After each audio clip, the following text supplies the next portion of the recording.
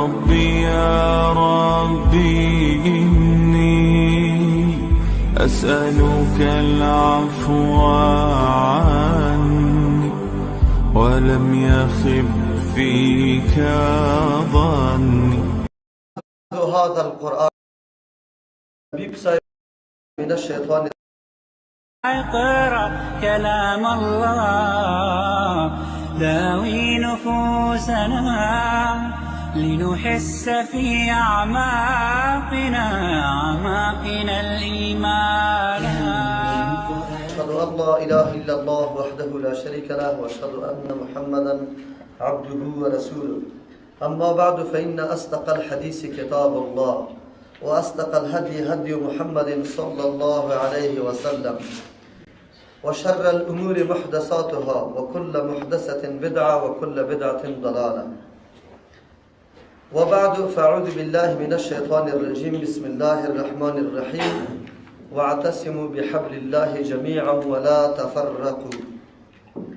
حضار گرامی برادران مؤمن، خوشبختانه الله تبارک و تعالی توفیق نصیب ما و شما کرد که در این مجلس پربرکت وحی آسمانی شریک میشیم. ما امروز موضوعات خود تقسیم کردیم به این که چی باعث از ترجمه قرآن کریم میکنیم. عزیزان گرامی، اگرچه در بعض نکات عمده جناب لبیب صاحب و مولوی صاحب مصطفی یک کم اشاره ها کردن. الله تبارک و تعالی در سوره فرقان آیت 30 می فرماید نقل قول و شکایت پیغمبر علیه السلام میکنه. شخصیتی که ما و شما عقیده داریم که آخرین پیغمبر و رهبر برای بشریت است. تعلیمات و هدایات از این شخصیت برای ما مشعل زندگی دنیا و آخرت ماست.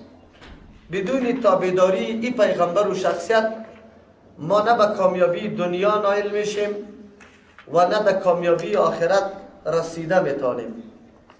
پیغمبر الله را شکایتش الله تبارک و تعالی در قرآن نقل میکنه. اعوذ بالله من الشیطان الرجیم. وقال الرسول یا رب ان قوم اتخذوا هذا القرآن مهجورا. روزی که پیغمبر میگوید، شکوه میکنه، شکایت میکنه به پروردگار جل جلاله، یا رب ای پروردگار ما، ان قوم اتخذوا هذا القرآن مهجورا، یقینا قوم ما این قرآن کریم کتاب تو، این کتابی که سبب حیات واقعی انسان ها میشد، این کتابی که سبب راحت و نعمت انسان ها هم در دنیا در آخرت میشد یا گرفتن ترک کردن. قوم پیغمبر علیه السلام اهل مکه خصوصا قریش مردمی بودن، اولین مردمی بودن که خلاف امی دعوت پیغمبر علیه السلام که از قرآن دعوت میداد، مبارزه را شروع کردن، مقابله را شروع کردن، قبول نکردن، دعوت پیغمبر علیه السلام نپذیرفتن. این قوم اولین قومی است که در این مصداقی آیت داخل است. اما بعد از او در قوم پیغمبر علیه السلام او کسانی هم داخل میشه که داد عظیم میزنه، مثل که لبیب صاحب گفت که ما قرآن دوست داریم، پیغمبر قبول داریم، اما دعوت پیغمبر به کدام شیوه و طرزی که برش آمده برای از او اعتنا نمیکنه، اهتمام نمیکنه، پیروی نمیکنه. ابن کثیر رحمت الله علیه در بین مفسرین یک شان بزرگ داره، تفسیرش حتی در درجه اول قرار داره، با وصفی که درجه اول در تفسیرها برای تفسیر ابن جریر رحمت الله علیه تفسیر طبری است. اما اصل سخن است کدام تهذیب یا خلاصه یا مسائل خیلی پاک که بیان کرده ابن کثیر رحمت الله علیه است. او میفرماید هجران قرآن کریم یا ترک قرآن کریم صورتهای مختلف داره. یکی ترک قرآن کریم نعوذ بالله است که بالکل ایمان به کتاب الله تبارک و تعالی نداشته باشی. قوم پیغمبر علیه السلام از جمله امی مردم ها بودن که قرآن ترک کردن، یعنی عقیده نکردن، تصدیق نکردن که امی قرآن کتاب الله است. و این سبب کامیابی ماست، یا این سعادت و آخرت ما توسط از این حاصل میشه. دوم، هجران قرآن کریم کسانی بودن که منع کردن از قرآن کریم مردم ها را.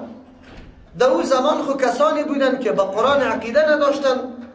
کفار مکه ما بین خود مشوره کرده بودن که در راه های مختلف مردم گماشته بودن که مسافرینی که میآید باید در گوششان گفته شود که یک شخص نعوذ بالله دیوانه، ساحر، کاهن، نعوذ بالله شاعر، کذاب، مفتری در اینجا هست. پهلوی او آدم باید نروی، در پیش او آدم پیش نشوی. چرا؟ به خاطری که اگر در پیش از او بروی شما را نعوذ بالله میگردانه. دست چی میگردانه؟ چی عجیب بیانه که در او زمان بود و با این زمان توافق داره و تطابق داره. گفت از او دینی که پدرایتان داشت، از او رسوماتی که پدرایتان داشت، از او شما را میگردانه. از این جمله نفرا هم که برش بیان کرده بود که در اونجا نرو، یکی هم جبیر ابن مطعم رضی الله عنه صحابی جلیل القدر است.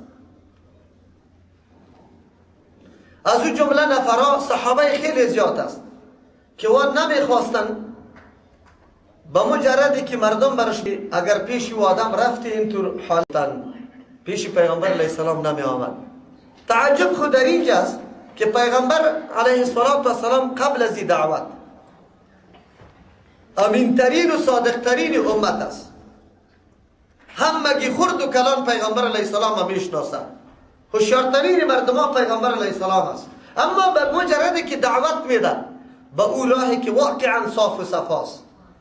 ان هذا القرآن یهدی للتی هی اقوم، این قرآن کریم است که راهنمایی میکنه به او راهی که واقعا درست راست، اقوام است. هیچ نوع خلل، هیچ نوع نقصان، هیچ نوع کوتاهی یا زیادت در او وجود نداره. زمانی پیغمبر همین دعوت میده، آلی دیگه چرا نام شاعر و کاهن و ساحر مانده میشه؟ چرا این گپا شروع میشه؟ اگر کمی کسانی که تفکر داشتن درک کردن که آیا نزدیک پیغمبر شون یا نشون.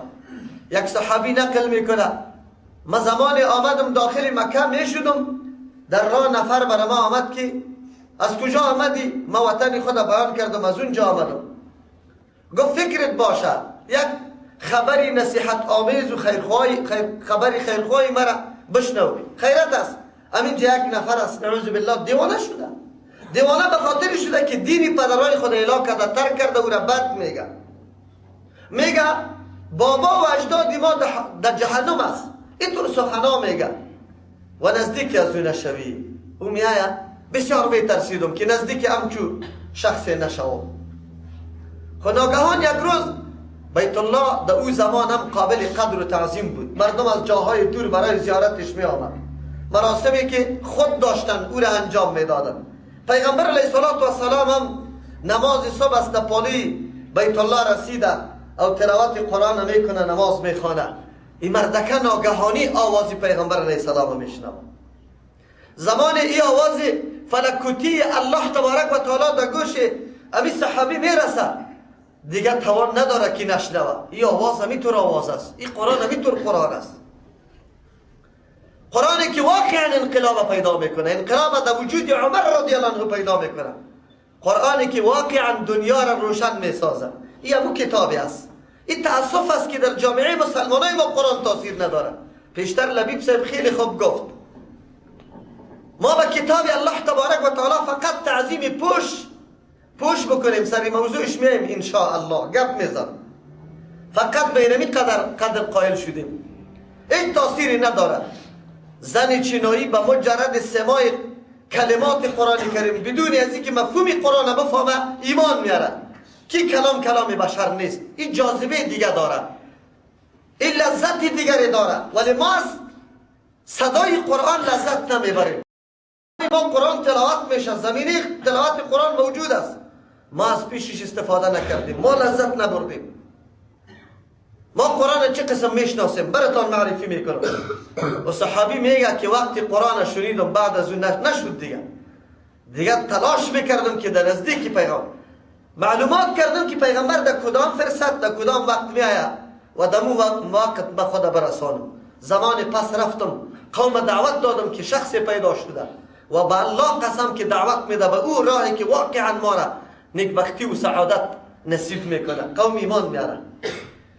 یادتان باشه دم ایرای ای روشنی را این چیزی گرفته نمیتونه. الله تبارک و تعالی غالب میسازد دین خدا، ولو که کفار مشرکین نخواه که امید دین غالب شود. ای را بدانیم خوشا به حال او مردمی که در خدمت امید دین باقی ماندن، استوار ماندن، دفاع کردن، فدا کردن نفس خدا، مال خدا، وقت خدا، موقعیت خدا. امروز شما در این لحظه که اینجا نشستی ای را عادی فکر نکنید برادرایم. این فضیلت به هر کس میسر نمیشه. این نصیب کسانی میشه که الله خواسته. الله که نخواه نمیشه. پیغمبر علیه السلام در یک حدیث در مورد فضیلتش براتان میگم که یک کمی شما بفهمید که قرآن کریم چی فضیلتی داره. حدیث عقبه ابن عامر رضی الله عنه است. مسلم شریف و ابو داود شریف حدیث نقل میکنه. پیغمبر علیه السلام میگه میبره سر اصحاب صفه، به اصحاب صفه نظر میکنه. مردمانی که ترک دنیا کرده، زندگی را تمام روز پشتش نیستن، در برنده مسجد نبوی سکونت گزیدن، در تلاش ازیستن که پیغمبر علیه السلام ظاهر میشه، در مجلس پیغمبر حضور پیدا بکنه، چیزی را بشنوه. امنای امت، کمپیوترهای عصر حاضر، او صحابه که واقعا دین توسط شناخته کل دنیا را ترک کرده. کسانی که در هفته یک دفعه نان برشان میسر نمیشه. ابی هریره رضی الله عنه از دو جمله صحابه است. او میگه از دستی که گشنه شدم بیهوشی سرم میآمد. مردم میگرفتن که این سرش مرگی میاد، ولی من به الله قسم مرگی نبود، من گشنه شده بودم. چیزی پیدا نمیشد که یا بخوردم. همین صحابه است. این اصحاب صفه میگه اینطور مردم دین به ما رسانده. برادران قدر و قیمت صحابه را بدانید. خوب بدانید که صحابه کدام مردم است. زندگی را ترک کرده بود، اهل و عیال را ترک کرده بود، زمین را ترک کرده بود، دکان نداشت، تجارت نداشت، همینجا گشنه خواب کرده بود، ولی خود کامپیوتر جور کرده بود برای ثبت کردن هدایات ارزنده و با ارزش و با قیمتی که محمد رسول الله صلی الله علیه و سلم. پیغمبر علیه السلام هم سری همین صحابه میبرند. میبینه جماعت بزرگی از صحابه در اینجا هست. مردمی است که نان پیدا نمیکنه، وقتی خود در اینجا فدا کرده منتظر است. پیغمبر علیه السلام چی بشارت میده؟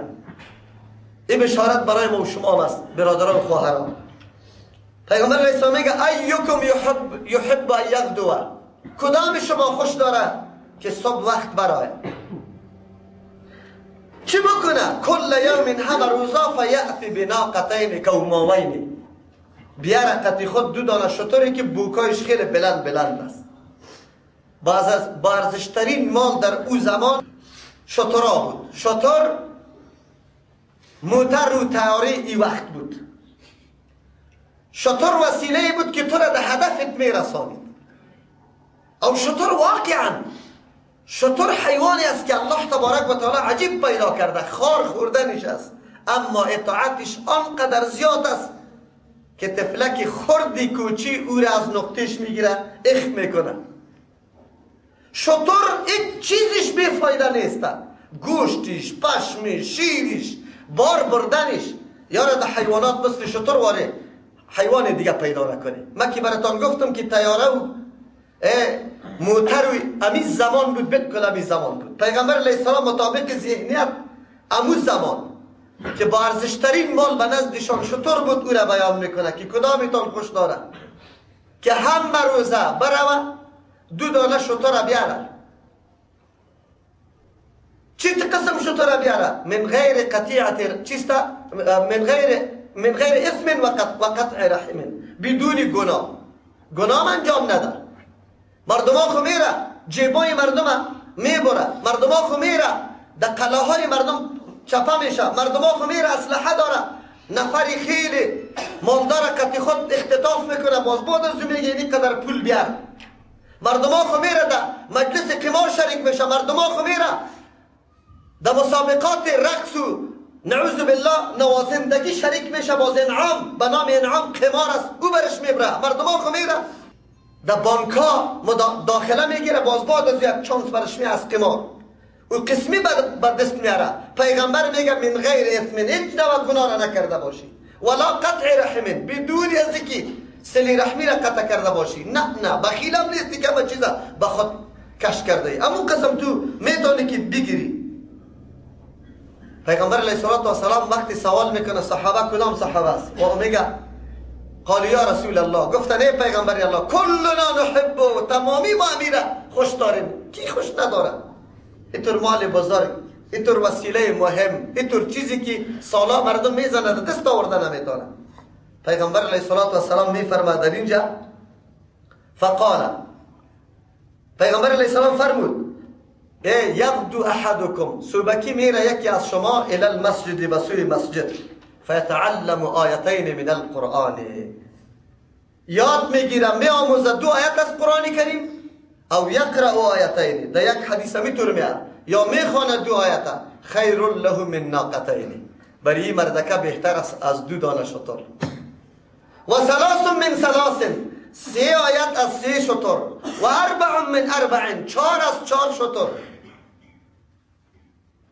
هر قدر که زیاد باشه، پیغمبر علیه السلام میگه و فی اعدادهن من الابل، هر قدر شمار شترها که است، هر قدر آیت ها تعدادش است، همون قدر شتر هم است که کمایی کرده باشه. این لحظات شما در این زمان و در این مکان این را عادی فکر نکنه برادران، یعنی مشابهت و موافقت با اصحاب صفه داره، هر کدامتان کار داره، روزگار داره، ولی کلش برای محبت قرآن تر کرده. این نصیب هر کس شده نمیتونه.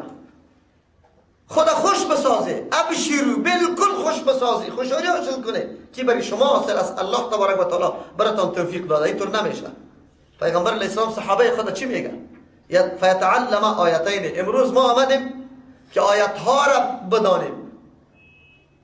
اگر ما 100 آیت یاد میگیریم، چقدر 100 شتری که اونمو قسم بگدار در او زمان که از او که در بالا ارزش و قیمت دیگه نداشته باشه، او را کسی حاصل میکنه. خب با کدام نیت؟ صحابه چی نیت داشتن؟ از شما سوال میشه. صحابه خب قطعی آیت تعلیم کردن، چی کردن؟ قصر برش میسر شد درستی؟ شترها در خانه هایشان استاد شد؟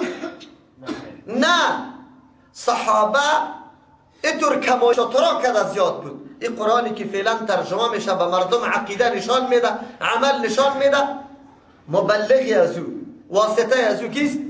صحابه کرام. در این اجر ثواب ما و شما که فعلا نشستیم شریک است. الله اکبر. نمیخواهیم ما در عمر خود امی قسم لحظات عمر به خود پیدا کنیم؟ هر کدام میخوانیم، هیچ کسی از مسلمانان نیست که نخواهد. خود چی طور به دست میاد؟ به دست نمی رقم میاد که ما یک دفعه زانو بزنیم به قرآن، فکر خود در کار پرتیم، او تبلیغات دشمن یک دفعه خونسا بسازی، مثل که لبیب صاحب براتان گفت. امروز شما باور به الله بکنید، مردم در موبایل در مسابقه انتخاب خواننده بهتر SMS میکنن، مسیج رای میکنن، در هر SMS و مسیج خود در پر مصرف میکنن. ببینه مردم برای چی؟ که بهترین خواننده را انتخاب بکنن، بهترین دوزخی و جهنمی را انتخاب بکنن، بهترین کسی که مردم به لهو و لعب دعوت میده او را انتخاب بکنن. از مسلمان هست یا از غیر مسلمان؟ دعوت بده برش بگو ترجمه قرآن در عمرت 70 سال عمر داری، در عمرت یک دفعه برای 2 ماه 3 ساعتی تا میگیریم، بیا بشین. چرا نمیان؟ کجا هستن؟ برو از قرآن کریم از ترجمه 30 جز ما بالکل صرفی نظر میکنیم، ایمان تدایی ثابت میکنیم. برادرای میتون فکر بکنیم، شما باور به الله بکنیم، مولا امام مسجد از مقتدی خود سوال بکنن، اگر در 100 مقتدی 90 مقتدی 10 مقتدی الله اکبر درست گفته تا نیست، من میگم بیشک کلمه الله اکبر که درست بگوید، الله اکبر نگوید، الله کوبر نگوید،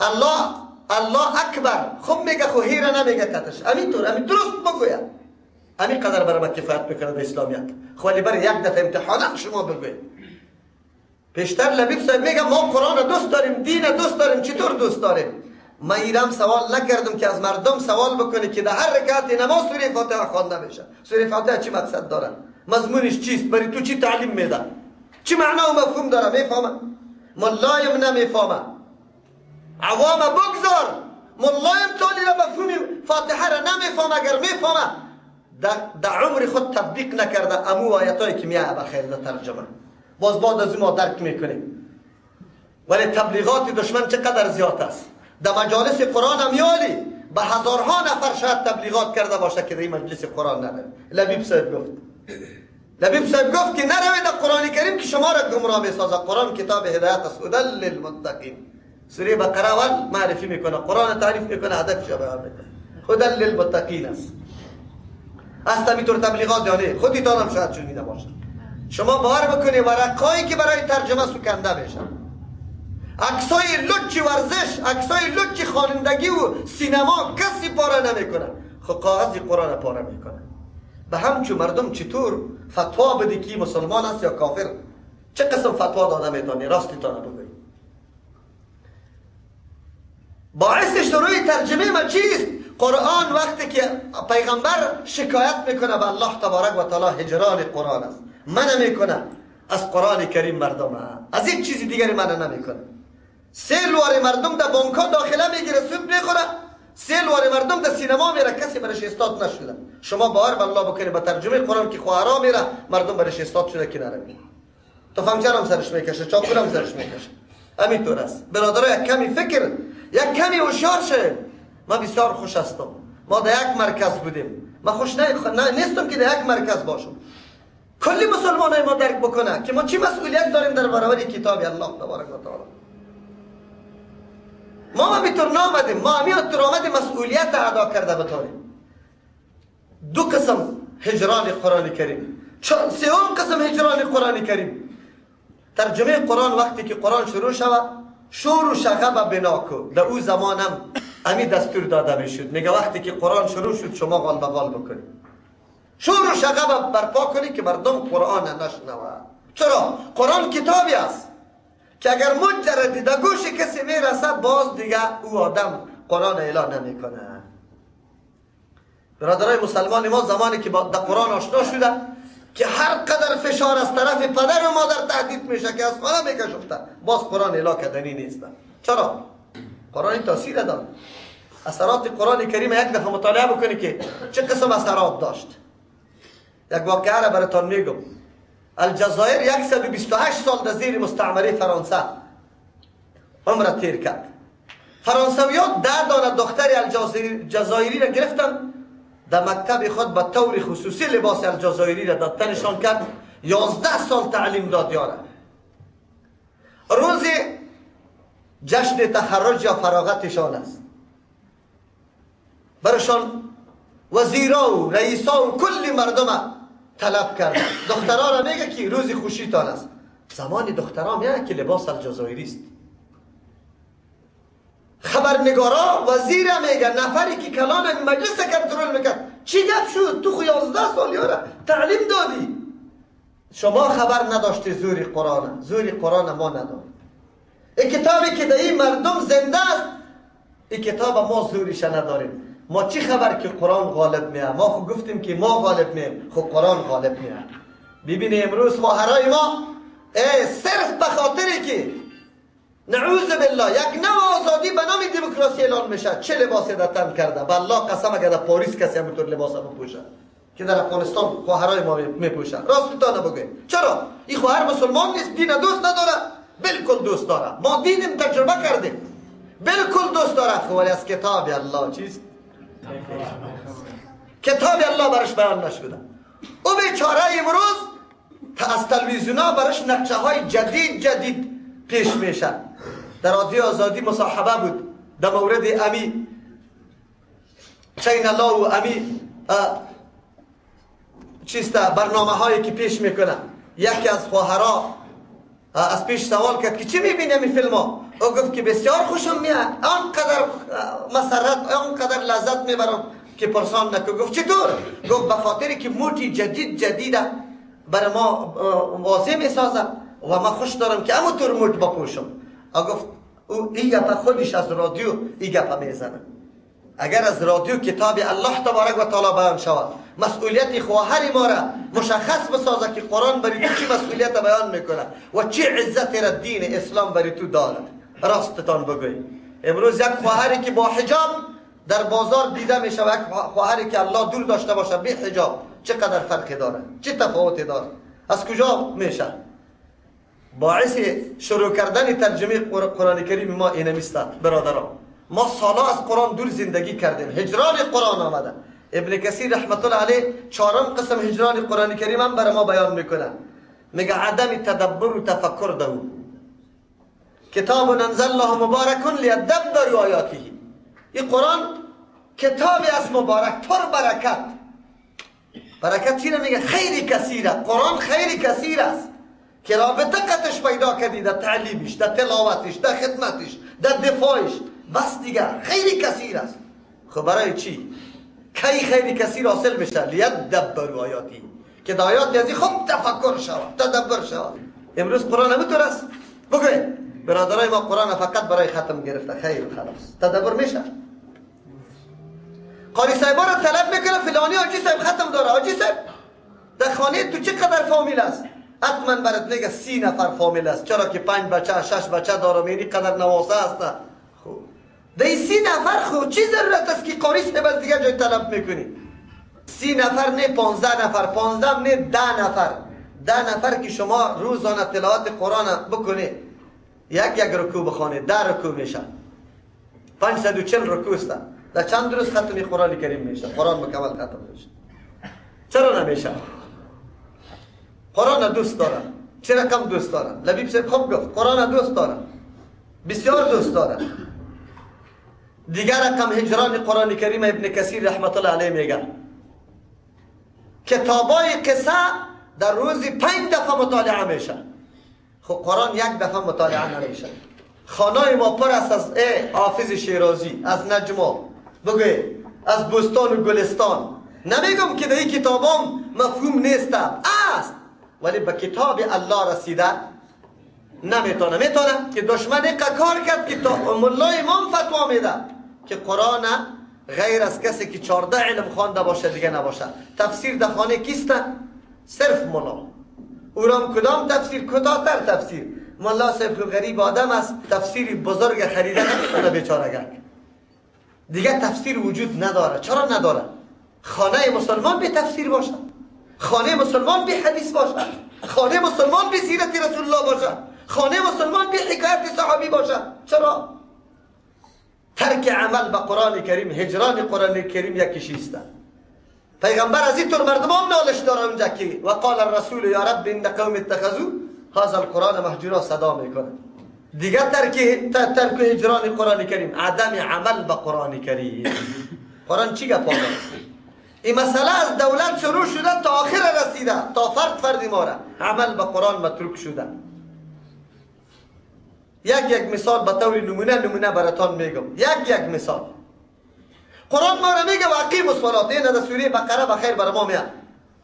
وقتی متقین الله معرفی میکنه الذین یؤمنون بالغیب و یقیمون الصلاة، نماز قائم میکنه.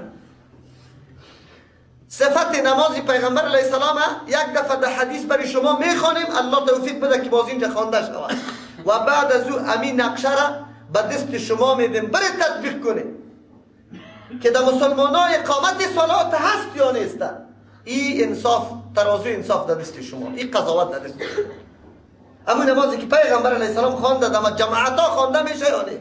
شما یک دفعه این را با گوش و هوش بشنوی گپا که عمل به قرآن متروک است. قرآن برات میگه واقیم الصلات، او تو میگی که ما وقتم زیاد ضایع میشه، رکوع سجده سلام بگردم بلد.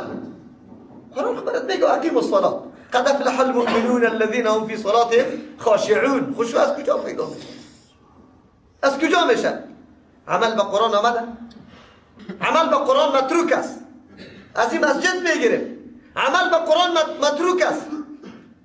یا ایها الذین آمنوا قوا انفسکم و اهلیکم نارا. الله امر میکنه اولادتان نفستان از آتش نگاه کنه. چطور نگاه کنیم؟ آتش خدا اینجا باشه آدم نگاه کنه شکی نفته. چه رقم نگاه کردن است؟ اولاد روان کو که قرآن یاد بگیره، اولاد روان کو که دین یاد بگیره. خب ما 3 تیم با اولاد خود فیس میدیم، درس انگلیسی روان میکنیم، در کامپیوتر روان میکنیم، در مسابقه های چی روان میکنیم؟ بگوید که ستاره افغان شود. ستاره افغان روان میکنیم. راستتان بگوید. بالاتر میریم. بالاتر میریم. قرآن میگه وقرن فی بیوتکن. زنا بدون ضرورت و حاجت اصلی از خانه ها نبراید. جز که ضرورت پیدا میشه، زیارت پدر و مادر است، تعلیم دین است، مسائلی که مربوط زندگیشان است، بالکل برای تعلیم برای ازیا اجازه است. اسلام برایشان اجازه داده، ولی با مراعات شرایط چیست اسلامی. حجاب چیزی که شریعت منع کرده او موجود نباشه، ولی ما همونطور میکنیم. در لیسه مریم چکر زده میتونه، در توی رفته میتونه، در مجلس ها شریک شده میتونه، با قوال بگوی دست داده میتونه، با دکاندار چنه زده میتونه، خنده میتونه، اما در مسجد بگوی حرام است رفتنش. عمل به قرآن کریم مطور کسی ها نیست. دولت ما چی؟ تعالی را کدام کسی را دیده که قصاص شود؟ قتل کرده، صراحتا مظلوم کشته. دین بگار رادیو آزادی را میشنیدم از سمت شمال، از کدام ولایت شر و شور ابو طفلا گریان میکرد، زن گریان میکرد، پدر گریان میکرد که نفر کشته شده. کجاست؟ دوست قطع شده دستش؟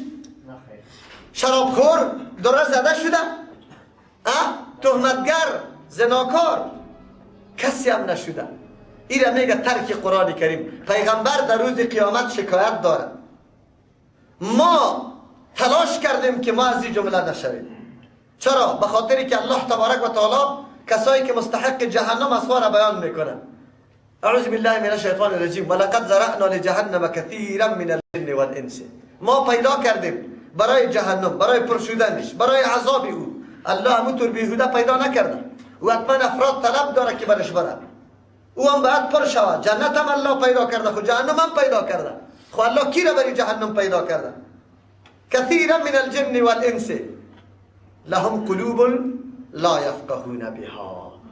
این مردمایی که مستحق جهنم از جهنم قدش پر میشه. الله میفرما کسانی هستند که قلب داره، دل داره، قوه تفکر داره، ذهن داره، لیکن لا یفقهون بها، خود نمیفهمانه، فقاهت حاصل نمیکنه. فقاهت میگه زیرکی را، راز احکام معلوم کردنه.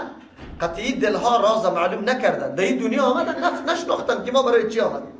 فکر میکنه نعوذ بالله حیوانات دیگه وره بده و بخور بنوش خواب بکو خیلی خلاص. کل انسان، کل دنیا در خدمت انسان چی مسئولیت داره؟ درک نکرد. تمام روز دوید که یک لقمه خوب پیدا شد برم بخورم. هدف مکمل زندگی خود امیر دانست. نه از نماز خبر شد، نه از ترحم و شفقت مسلمان و حق مسلمان خبر شد. فکر کرد این هدف آمدنم در دنیاست. لهم قلوب لا یفقهون بها. دل داره ولی فقاهت توسط ازی حاصل نمیکنه. ولهم اعین لا یبصرون بها. برای ازیاد چشما هست، لغ سعی میکنه خو لیکن نمیبینه. بینش توسط این چشمای خود برای خود حاصل نکرده. کجا؟ که میدیدن کدام طرف روان است. مردم خود ببینیم، کلی ما با چشمی سر میبینیم. مردم بعد از مرور یک زمانه حیات خود هرچی که تیر کرد، باز کلی مردم ایره در چپرکت مانده بسیار به احترام و تعظیم در قبر میبرد. در قبر زیر خاک چرا میکنن؟ تا دین روز پدری بود، پدرجانی بود، دست و پایش هم بوسه میکردی. حالی چرا یک خروار خاک سرش چپه میکنی؟ چشم میبینی ولی تو دست نمیگیری. ولهم اعین لا یبصرون بها. چشمات داره خوب قطش نمیبینه. ولهم اذن لا یسمعون بها.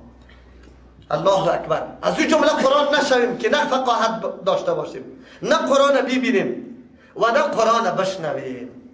در این مرحله، از این مرحله که خارج شدیم باز گپ خلاص است که ما نه شنیدیم، نه دیدیم و نه فقاهت حاصل کردیم. قرآن خب برای ما آمده بود، برای ما آمده بود.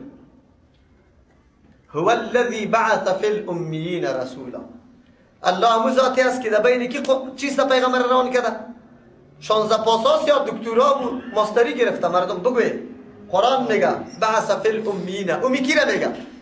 کسی که ناخوان است نانویسنده است، کسی خوانندم نیست و نویسندم نیست، بلکه اونمو صحابه هسته که دشت و بیابان طی میکنه. خانه بدوش مردم است، شطرها داده نیرویشان است، خانه ایشان همینطور گلی و بیلدینگ نیست، کل چیسته؟ خیمه هاست. به او تو مردم کی آمده؟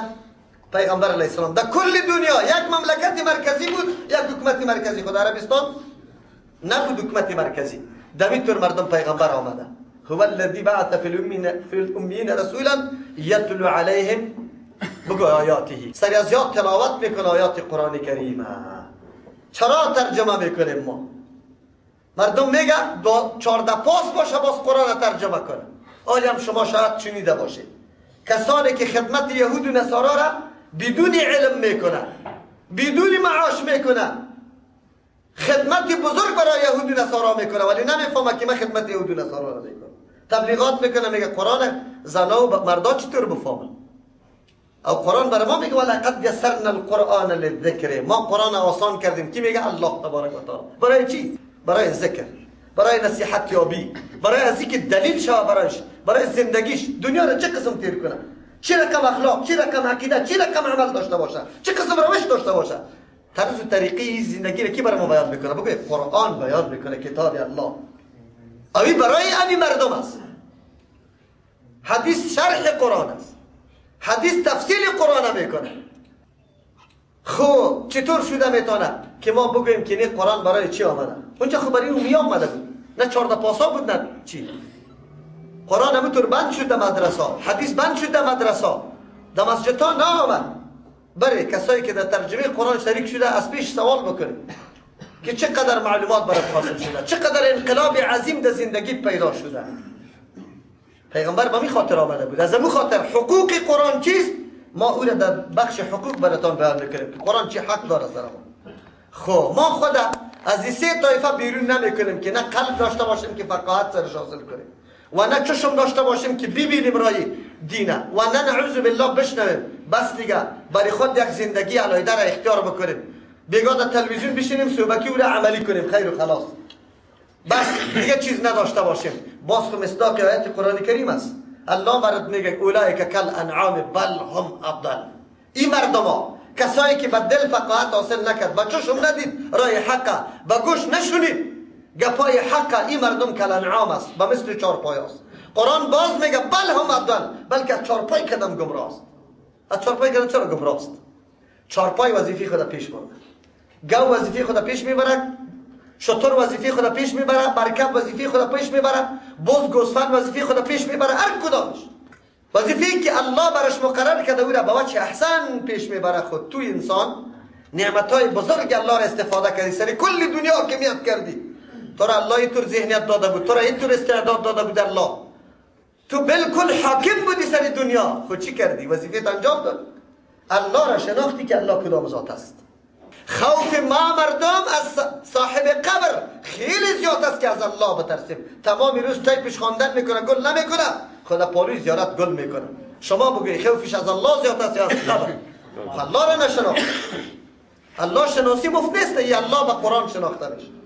باعث ترجمه قرآن کریم ما برادرها و خواهرها این نیست که ما ارمان داشتیم، افسوس داشتیم که کاش که کتاب الله تبارک و تعالی یک مرتبه در پیش جوان و پیری ما میتون اعلا شود، خودشان بفهمه، سعی بکنه که اینجا الحمدلله خیلی مظلوم قرار گرفته، مردم سر ظلم کرده، لب کرده تا حقی تا تلف کرده، مسترح اما پریشان هستی، هیچ کم هیچ زندگی برد لذت نداره. قرآن تلاوت کن، الحمدلله کل صفتای کمال مخصوصی کیست که برات نشان بده که قرآن چی درس برات میده، استراب و پریشانی تا چطور تداوی میکنه، چه علاج است. و ننزل من القرآن ما هو شفاء. این شفاء است، شفای روحی هم است و شفای جسمی هم است. چیزی که در قلب داری که نه کدورت بکمل از بین میره، شک و شبهات از بین میره توسط قرآن کریم. نکنیم بازی نخوریم. او مردمایی که در صد راه ما قرار گرفته همچون گفا میزنه، شما بسیار بیدار باشید. اول موضوع ما ای بود برادران که باعث ترجمه ما چیسته. دوم موضوع ما برادران در مورد ضرورت قرآن است. قرآن چی ضرورت برش داریم که قرآن بخوانیم؟ عزیزان گرامی، برای هدایت انسان ما چی داریم فعلا؟ چیزی که داریم حواس داریم و عقل داریم. دو چیز داریم. آیا میتونیم با حواس و با عقل خود راه مستقیم و درسته، راهی که سبب کامیابی ما شود هم در دنیا هم در آخرت حاصل کرده میتونیم؟ نه خیر.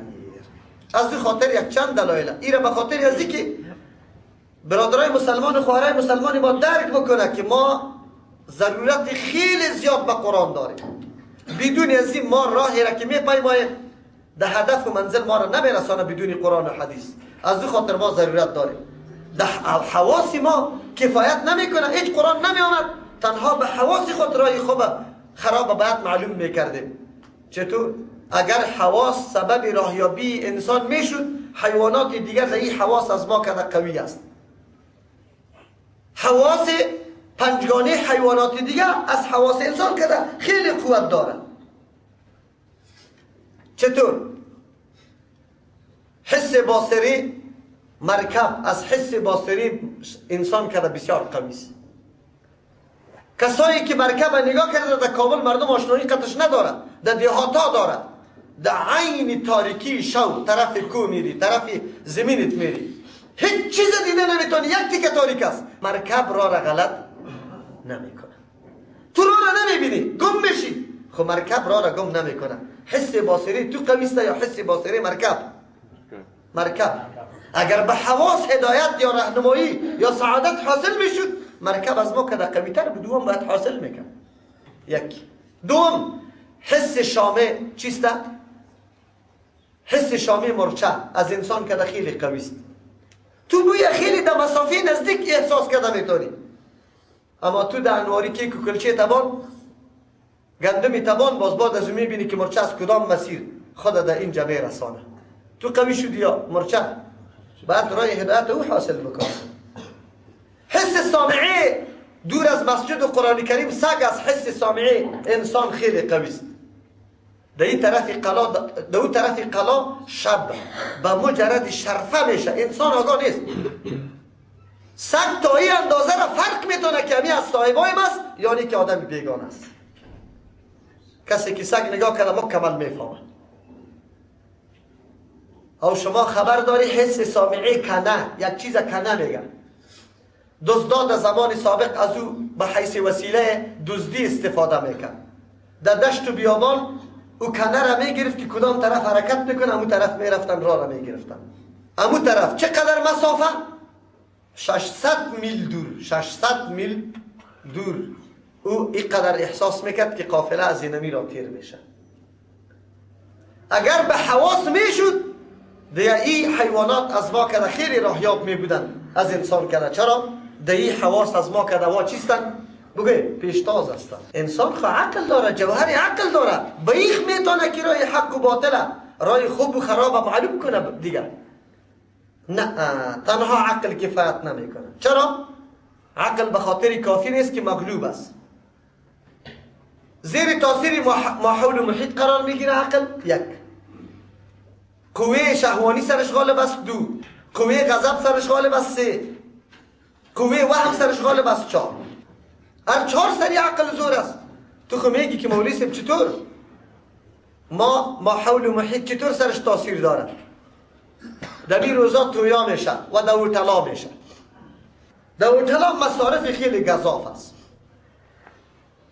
بچه از عروسی میکنه ولی توانی از این نداره که مصرف هتل بپردازه. چرا؟ آلی مجبور است توی میکنه، خانه خود گرو میکنه، هیچ کس نمیخواد که خانه بدو شود و ملکیت و مسکن اصلی خود در اختیار دیگرها بده. آلی عقلش میگه که در هتل عروسی نکو، او مصرف در اونجا نده. آدمی غریب استی، قدر مخلوق کارت بازیام شروع نکو. بیای توافق قطع خیشا بکنیم که شما مردمی غریب همین قدر پول اون طرف میدیم، یک چیزیش شما بگیره، قطع شما کمک شود، یک چیزیش من. همینجا در خانه عروسی میگیریم اینقدر مردم زیادم خبر نمیکنیم، 10 سر برنج میگیریم، 1 سر گوشت یا 2 سر گوشت، اینا می کفایت میکنه؟ عقلشان امیره میگه از کلگی را میگه، کلگی به این راضی است. ولی ما حول محیط تاثیرش اینقدر زیاد است که چی میگه؟ مردم باز میگه که توی نتانیست، این تو نکرد. صحیح کنیم. خیشا صاحب دختر میگه من دختری خود اینطور مفت و جفت نمیدم. مردم این در بین خودم سنا داره، این که در هتل اعلا نبری. راستی تا نبگوی عقل تقاضا میکنه یا نمیکنه؟ عقل تقاضا نمیکنه، خو لیکن ما حول و محیط تاثیر کرده مجبور استی خانه خدا گرو میکنی، خدا هتل عروسی میگیری. عقل غالب است یا مغلوب است؟ عقل مغلوب است از دست کی؟ قوه غضب. اولاد یک پدر هستن جدا میشن، در جدایی یک نزاع پیدا میشن. این فلان از ماست یا از تو نیست، از ماست. نه این زمین به من داده پدر، نه به تو نداده، از من داده. یک دفعه ما بین خود چنگ و چسب میکنن، قطع چاقو میزن، آخر منجر به چی میشه؟ بگوی کشتن. ولی عقل میگه خو خیر است، همین زمین از همین بیادرم است، وجودم است، اولاد یک پدر هستیم، خیر است، رزاق الله است، همین زمین ای بگیره. چرا برادری خدا کشت؟ عقل میگفت که بکشه؟ نه. خب چرا مغلوب شد؟ بگوی توسط غضب، قوه غضبانی انسان ای گرفتور مغلوب ساخت.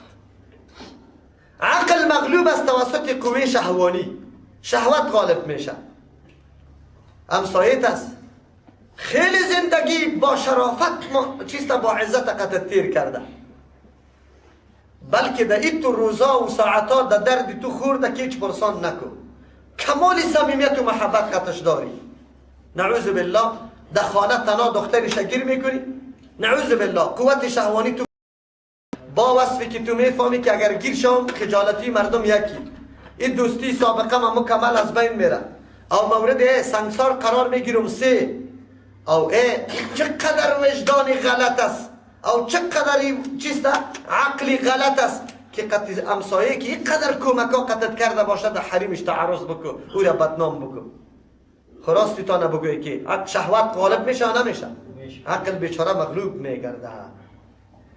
عقل مغلوبی وهم است. وهم برادری تا زنده است قطعش زندگی میکنی، آلی روحش برآمد وفات کرد، در یک اتاق تو را میگه که قطعی مرده خو بکن، کس خو میشه؟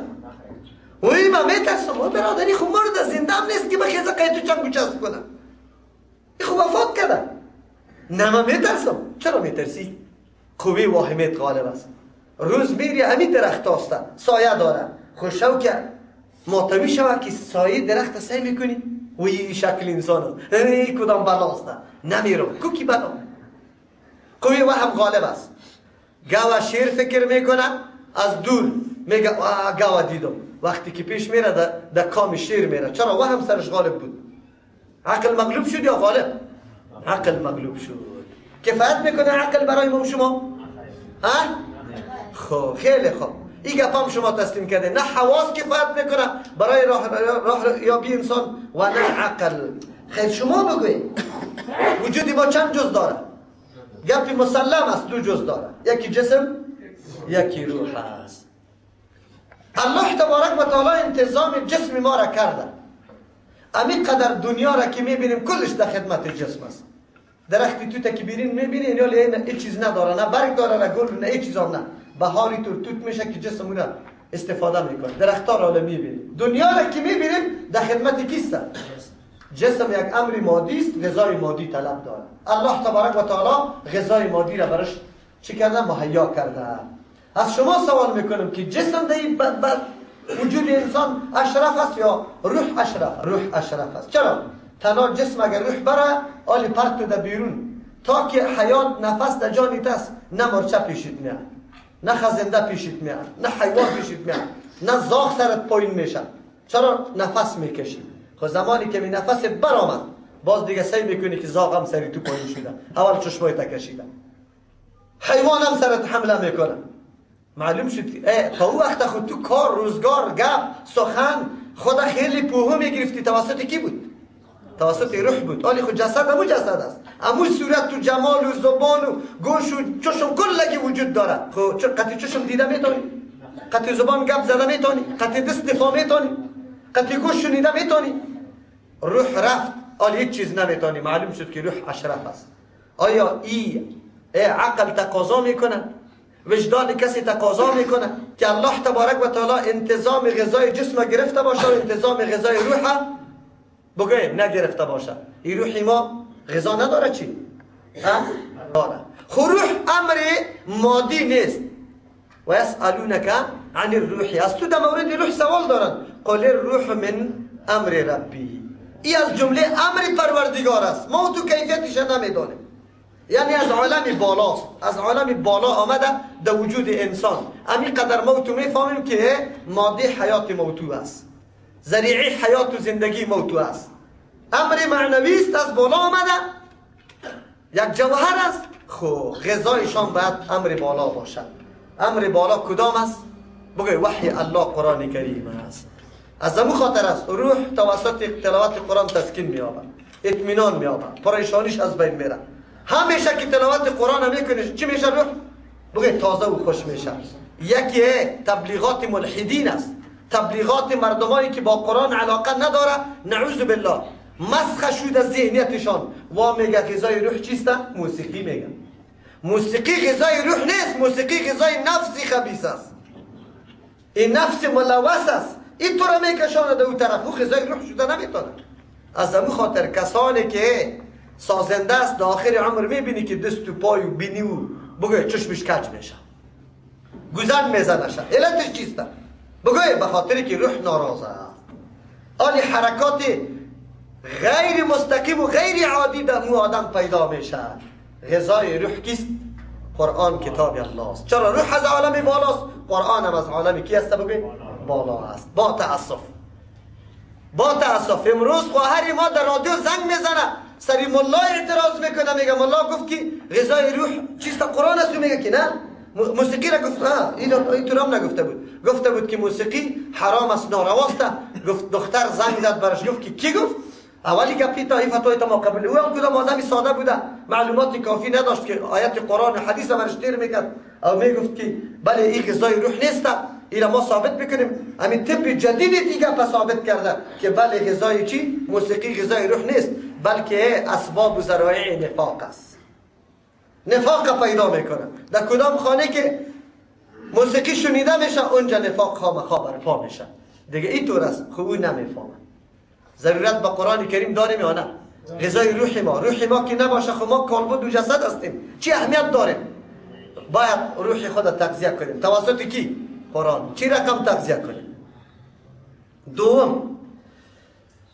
سوم گپ، برای تعمیر دنیا الله تبارک و تعالی دو قسم قوت ها را پیدا کرده. یکی قوت غضبانی، یکی قوت شهوانی. قوت غضبانی را به خاطر پیدا کرده که دفاع کنی از خود. کسی سر حق تعرض میکنه تو باید استاپ شوی. قوت شهوانی به خاطری که تو طلب بکنی. هر صبح که مردم صبح میخیزه، کسی در دکان، در دفتر، در صنف، در یک جای میره نمیره، کسب و کمایی میکنه. این تقاضای قوت شهوانی است. الله تبارک و تعالی در وجود توی قوت پیدا کرده، میگه برو پیدا کن. حالی کسی که سر حق تعرض میکنه قوت دیگر را پیدا کرده که چی بکن؟ دفاع از پیش بکن. حالی همین دو قوته چه قسم کنترل کرده میتونیم؟ بعضی اوقات غضب اضافه میشه، پیشتر برادر را قتل کرد، خوبی غضب غالب شد. بعضی اوقات شهوت غالب میشه، حریم دیگه کس پرده داری میکنی، نعوذ بالله. قدرت و قوت داری، کسی تو را مؤاخذه کرده نمیتونه، جزا داده نمیتونه. یک قوت باشه که مؤاخذه بکنه، انتقام مظلوم از کی بگیره؟ امو مظلوم از ظالم پس بگیره یا نگیره؟ بگوی در دنیا شده میگم کم پوره شدن نمیتونه. چرا؟ اونطور حکمت عادل موجود نیست. چرا؟ حکمت عادل 4 صفت تقاضا میکنه. یکی معلومات کافی. چرا؟ به خاطری که توی انتقاد سری کسی داری، سر ظلم شده، اونجا پیش میکنی. حالی او گپی تو را بشنوه یا ازوره. کسی باشه که علم محیط داشته باشه که بدانه که بله این مظلوم است، بگوی این ظالم. یک قوت. دوم قوت که در اینجا ضرورت است، قدرت کامل. من خوب علم دارم که تو مظلوم است که او ظالم، ولی من از ظالم انتقام گرفته نمیتونم، عاجز هستم. امروز چه خوش باشد که با ایمان بمیریم، برای دوست جاویدان بمیریم. چه خوش باشد میان سنگر حق، به زیر سایه قرآن بمیریم. چه خوش باشد که با ایمان بمیریم، برای دوست جاویدان بمیریم. چه خوش باشد میان سنگر حق، به زیر سایه قرآن بمیریم. چه خوش باشد که چون صدیق اکبر، به راستی در ره ایمان بمیریم. چه خوش باشد عمرگونه به محراب، درون خانه رحمان بمیریم. چه خوش باشد که با ایمان بمیریم، برای دوست جاویدان بمیریم. چه خوش باشد میان سنگر حق، به زیر سایه قرآن بمیریم. چه خوش باشد که چون عثمان مظلوم، به وقت خواندن قرآن بمیریم. چه خوش باشد علی گونه به مسجد، به زیر تیغ نااهلان بمیریم. چه خودان بمیریم. چه خوش باشد میان سنگر حق، به زیر سایه قرآن بمیریم. چه خوش باشد که چون صدیق اکبر، به راستی در ره ایمان بمیریم. چه خوش باشد عمرگونه به محراب، درون خانه رحمان بمیریم. چه خوش باشد يا ربي يا ربي إني أسألك العفو عني، ولم يخب فيك ظني. هذا القرآن مهجورا